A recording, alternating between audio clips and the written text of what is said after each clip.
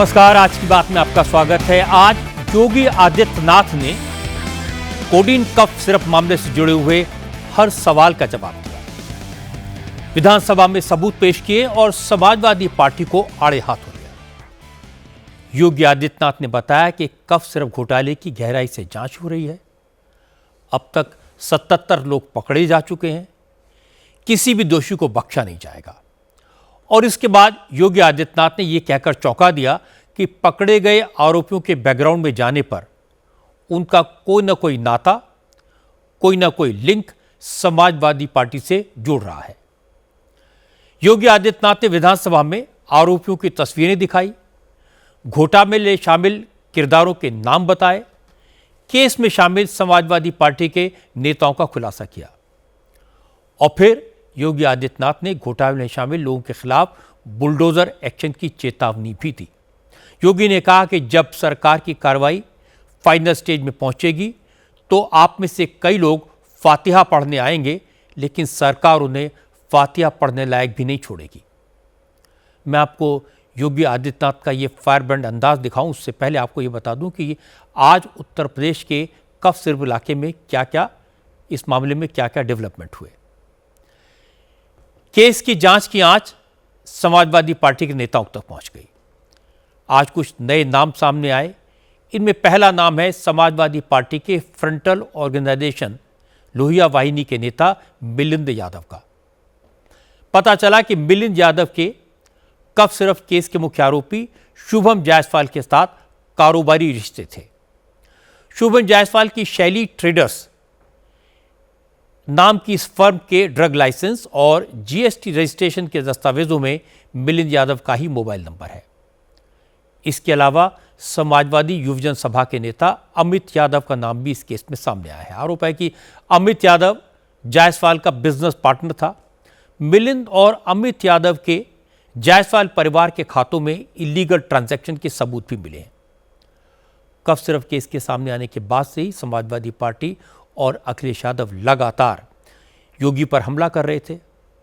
अब तक योगी आदित्यनाथ इस मुद्दे पर खामोश थे, लेकिन आज उन्होंने मोर्चा संभाला और समाजवादी पार्टी को बैकफुट पर भेज दिया। मुख्यमंत्री ने कहा कि यूपी पुलिस की वजह से यह मामला सामने आया, कोई भी अपराधी बच नहीं पाएगा, लेकिन जब सरकार एक्शन लेगी तो उसकी तकलीफ समाजवादी पार्टी के नेताओं को महसूस होगी। एक सियासी दांव पश्चिम बंगाल में हुमायूं कबीर ने चला है। तृणमूल कांग्रेस से निकाले गए विधायक हुमायूं कबीर ने आज अपनी नई पार्टी लॉन्च कर दी। हुमायूं कबीर ने अपने होम टाउन मुर्शिदाबाद के बेलडांगा में नई पार्टी का ऐलान किया। इस मौके पर हुमायूं कबीर के हजारों समर्थक बेलडांगा इलाके में जुटे थे। ये वही जगह है जहां पर हुमायूं कबीर ने नई बाबरी मस्जिद बनाने का ऐलान किया है। इसी वजह से ममता बनर्जी ने हुमायूं कबीर को तृणमूल कांग्रेस से सस्पेंड कर दिया था। 6 दिसंबर को बाबरी मस्जिद की बुनियाद रखने के बाद हुमायूं कबीर मुर्शिदाबाद के बेलडांगा में पिछले 2 जुम्मों पर हजारों नमाजियों को जुटाकर अपनी सियासी ताकत दिखा चुके हैं। बंगाल के पड़ोस में बांग्लादेश में चुनाव से पहले हालात लगातार बिगड़ते जा रहे हैं। इस्लामिक कट्टरपंथी हावी होते जा रहे हैं। खुलेआम बांग्लादेश को सेक्युलर से इस्लामिक मुल्क बनाने की बात कही जा रही है। हिंदुओं को प्रताड़ित करने की कॉल दी जा रही है। आज बांग्लादेश के कई शहरों में अल्पसंख्यक हिंदुओं ने अपने ऊपर हो रहे जुल्म के खिलाफ प्रोटेस्ट किया। ढाका, चटगांव, खुलना और मेमनसिंह जिलों में हिंदुओं के संगठनों ने प्रोटेस्ट मार्च निकाले और हिंदुओं के ऊपर हो रहे जुल्म को रोकने की मांग की। जहां तक पाकिस्तान का सवाल है, पाकिस्तान ऑपरेशन सिंदूर में मिली हार को भूल नहीं पा रहा। पाकिस्तान आर्मी के चीफ आसिम मुनीर ने हजारों की भीड़ के सामने कबूल किया कि मई में जब भारत ने पाकिस्तान पर हमला किया तो अल्लाह ने ही पाकिस्तान को बचाया। पाकिस्तानी फौज तो कुछ नहीं कर सकी। इस्लामाबाद में आसिम मुनीर ने नेशनल उलेमा कॉन्फ्रेंस को एड्रेस करते हुए कहा कि ऑपरेशन सिंदूर के वक्त अल्लाह ने पाकिस्तानी फौज की मदद की। अगर अल्लाह की मदद नहीं मिलती तो पाकिस्तान नेस्तनाबूद हो जाता। यानी पहली बार आसिम मुनीर ने खुलेआम ये माना कि ऑपरेशन सिंदूर से पाकिस्तान की हालत बेहद खराब हो गई थी, पाकिस्तान नेस्तनाबूद होने के कगार पर था। आज एक हैरान करने वाली खबर लखनऊ से आई है। यहां किंग जॉर्ज मेडिकल यूनिवर्सिटी में लव जिहाद का केस सामने आया। पश्चिम बंगाल की एक महिला रेजिडेंट डॉक्टर ने आरोप लगाया कि एक मुस्लिम रेजिडेंट डॉक्टर ने उस पर धर्म परिवर्तन का दबाव बनाया। डॉक्टर ने कहा कि कॉलेज में पढ़ने वाले रेजिडेंट डॉक्टर रमीज के साथ उसकी दोस्ती थी। जब लड़की ने शादी की बात की तो उसने पहले इस्लाम कबूल करने को कहा।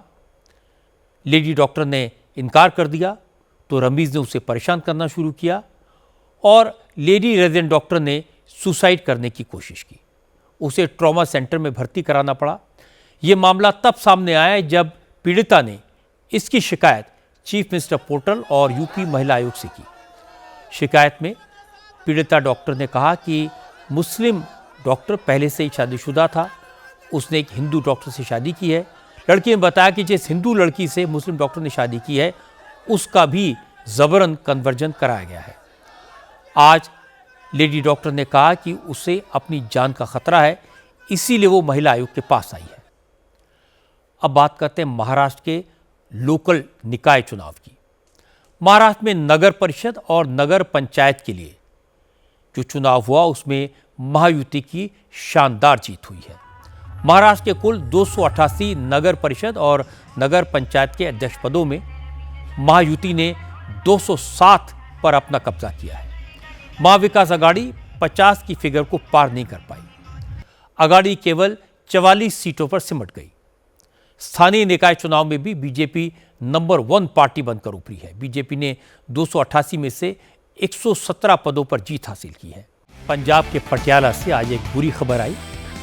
पटियाला में पूर्व inspector general of police Amar Singh Chahal ने सुसाइड करने की कोशिश की।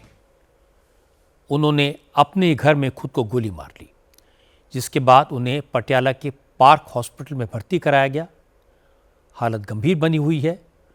फॉर्मर आईपीएस अफसर अमर सिंह चहल ने गोली मारने से पहले 12 पेज का सुसाइड नोट लिखा, जिसमें 8 करोड़ 10 लाख रुपए के ऑनलाइन फ्रॉड का जिक्र है। यूक्रेन युद्ध में आज रूस को बहुत बड़ा झटका लगा है। रूस के एक सीनियर जनरल आज मॉस्को में मारे गए। रूस के सीनियर जनरल फनील सर्वरोव आज सुबह जैसे अपनी कार में बैठे वैसे ही उसमें ब्लास्ट हो गया, जिससे जनरल सर्वरोव की मौके पर ही मौत हो गई। रूस की घरेलू खुफिया एजेंसी एफएसबी ने बताया कि जनरल सर्वरोव की कार में नीचे की तरफ से आईडी लगाया गया था, जिसमें रिमोट से ब्लास्ट किया गया।